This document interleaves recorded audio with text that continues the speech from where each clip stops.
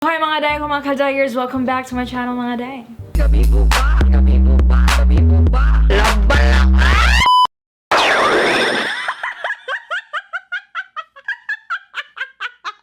Alright mga day, no? So, kani siya, itong video karon, ako na siyang ibalik. No? Nagbabalik, kumbaga. Ako na siya i-throwback. Kaya hindi man, bitaw kayo ni segment na ko. Like, halos tanan. Mag-message ako sa may mga kaday. Mag-message ako sa akong Instagram, sa Twitter, tanan.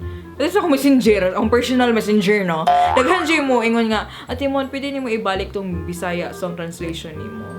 Kato nag-translate ka or imong gi-analyze ang kanta ni Bruno Mars, ni Ed Sheeran, tong Perfect. No, medyo bibo ba ya? So, may pag ato ibalik, kaya mo man po yung gusto. So, kung sa'yo gusto ninyo, ako ihatag. Ingana ko is to get. Ingana ko is to get basta ako mga kadayers na mo request, alright? Paki-appreciate sa itsura, mga day, alright? Paki-appreciate. Palihog lang sa akong eye makeup, no? Sticker. Mag-goals ay silim, no? Laban lang siya sa makeup na ako. Thank you kang Day Jasper Amorin. Yes, mga day. Inyong crush ang nag-makeup na ako, mga day. Bapo kayo na makeup na ako. Palihog lang. Push F. Okay. Sa kadaghan-daghan nga request ninyo sa ako, mga day nga, kung unsa ang akong analyson nga kanta, no? Unsa nga kanta ako ibuhos ng akong wisdom, no? Kani sigurong trending karon nga kanta, mga day. Kabaw na mo sa mga day. Pag pinakikinggan ko mga kantang sinulat mo. Kabaw na mo sa. Trending kayo ni siya. Nga, every time mo ato hog Facebook, mo ato ko. Every time nga mo check ko sa akong Facebook kay nagid ginamawa. Like, memes pa, nga binuang pa lang gina videos. Like, kita kay kung video ni Peppa Pig, no nga. Iyang gion ang radyo niya. Kanang ang kanta ni Gawas. I like this. It's very grown up. Pag pinakikinggan ko mga kantang sinulat mo. So, kani nga kanta, mga day, mo yung gusto. Atong analyzing karon, mga day, kay gusto ko ang nota nga kanta. Gusto ko ang nota by Alec Bovic. Tas akong research kinsa ni sa Alec Bovic, kay grabe bitaw gigaya ni siya ka familiar nga ngan. Actress din ni siya. Like, makakita ta niya agad sa mga teleserye nga extra ni siya. Muna siya sa Alec Bovic. Tas ako nagdahom, no? Ngayon nga na nagkabigaw niyang tingog. Nota mo. Hindi ba? Ngayon. Laban na pag ni Muti. Medyo na-excite ko kay dugay na kayo ta, wala naka-analyze yung kanta, no? So karon atong analyze yung kanta kay Tagalog. Ako i-share it sa inyo kung what do I think ano yung kanta. Kung inspirational ba ang message, kung sige pahiwatig, kung makatabang ba siya sa gobyerno. Diba? Makalambo mo sa Pilipinas. Hashtag ekonomiya. Okay, before we start this video, mga day, paki-subscribe. No? Kami sa mga kadayers diri bibo na mitanan. Basta kadayers ka, given. Guwapa na ikadaan. Guwapo na kadaan. So, laban ta. Magwala na. Magsugod na ta. In fairness, kanya kanta, unang chorus. Alright? Pag pinakikinggan ko, mga kantang sinulat mo. Okay. So, given na siya special someone. Siya special someone kay gisulatan siya kanta. Yan na good. Murag ako, kung ako ay special someone, ako siguro siyang sulatan ng kanta. So medyo halinon si Auntie Alec Bovic dire.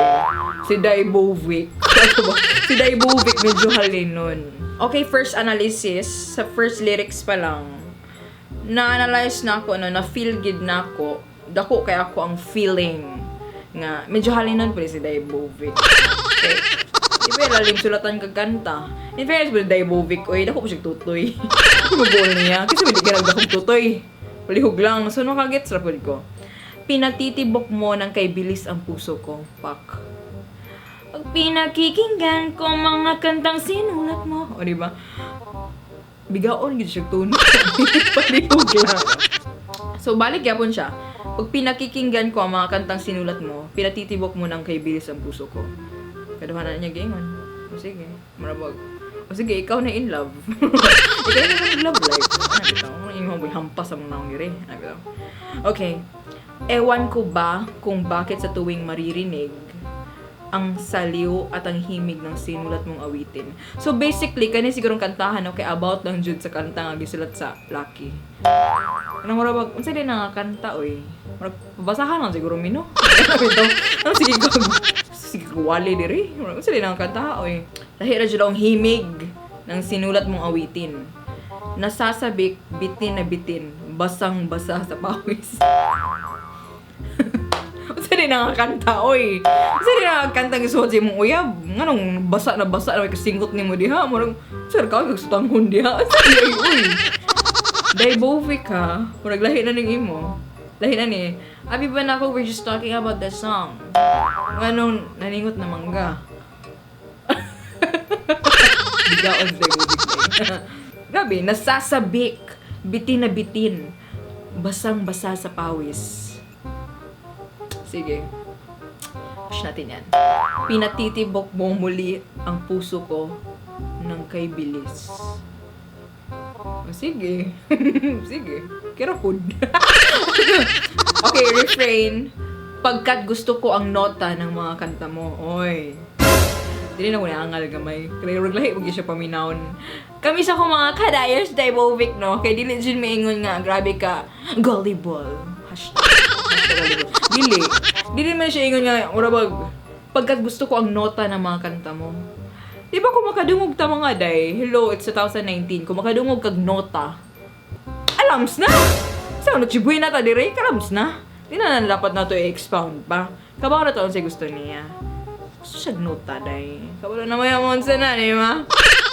Kabalo na mo. Malaswa po si Daibovic. Okay? Pagkat gusto ko ang nota ng mga kanta mo. Gusto ko ang nota mo. ang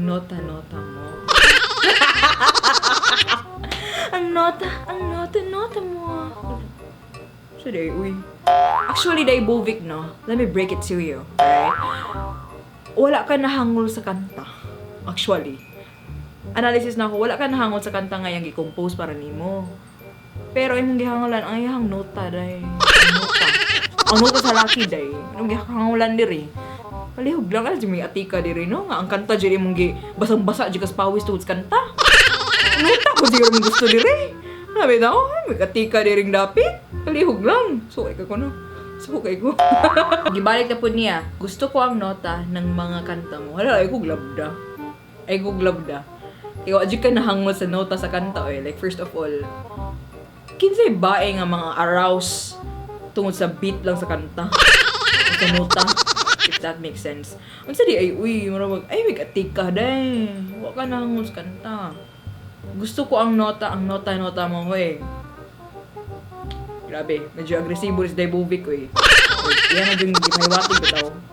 Kung siyang gusto. Klaro naman dire. Okay. Sa iyong nota, ako'y talagang namamangha. Saba! Sige ay, uy! Namamangha kas nota siyang kanta. No, lahi na ni nga nota yung pasabot. Confirm. Lahi na nga nota yung pasabot dire. Chibuena na gid. Wala niyang gusto. Okay? Di ko mapigilan ngumanga sa paghanga. Okay. Aggressive nga ba eh? Aggressive. Daibovic ha, I'm starting to like you na. Aggressive kay ka. Like, we were just talking about the song. Tapos karon munganga na ka sa, tungkol sa paghanga. Tungkol sa nota. Munganga na ka sa paghanga sa nota. Nanganga. Tungkol sa paghanga sa nota. Saray, uy. Maraming uwag ba eh? Ngangahan dyan na eh. Ngangahan dyan ang nota. Sa mga makarelate niya. Sure lang. Hindi maiwasan tumindig, tumayo ang balahibo ko. Hoy! Lahiran niya nga kanta oy. Palihog lang kay. Feel po na ako sa akong kanta po siya nga i-compose nga mga mater at ang tanan o kinsay para nimo. Wala po siguro tumindig, tumayo ang balahibo ko tungkol ng kanta ng sa ba? Grabe naman dyan na ba eh. Sino nga kanta na Daibovic? Grabe naman dyan. Ano ba? Nangimbawat naman ang balahibo dito sa kanta.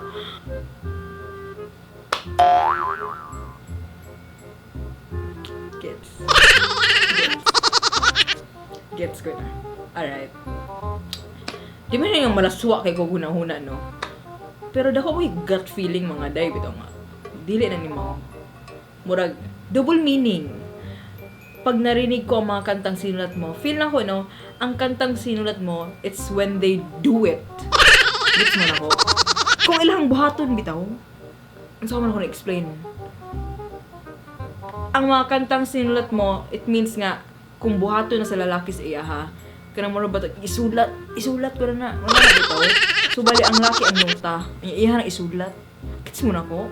Or ako rin mo na pra diri. O, gets mo na ko diri. Double meaning ka, Daibovic. Okay, adlib. Nasa siya sa adlib, right? Sa iyong lyrics, damdamin ko'y antig. Double meaning gihapon ni for me. Lyrics, feel na ko. Lahi gihapon na siya. Ang iyong mga tugma kay sarap sa pandinig.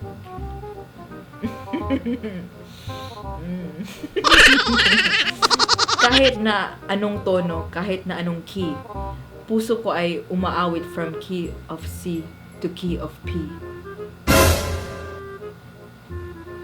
First of all, anong key of C to key of P?